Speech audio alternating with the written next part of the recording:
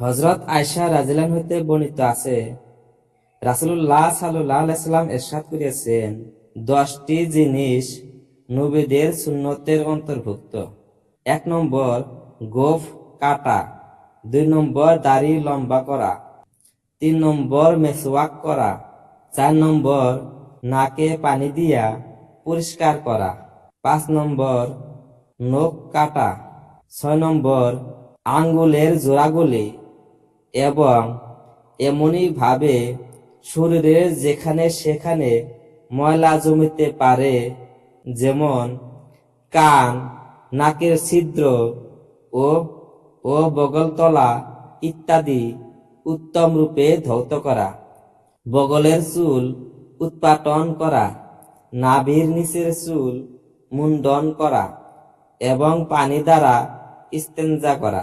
হাদিস বর্ণনাকারী হযরত মুসআব রহমতুল্লাহ বলেন, 10ম জিনিসটি আমি ভুলিয়া গিয়েছি।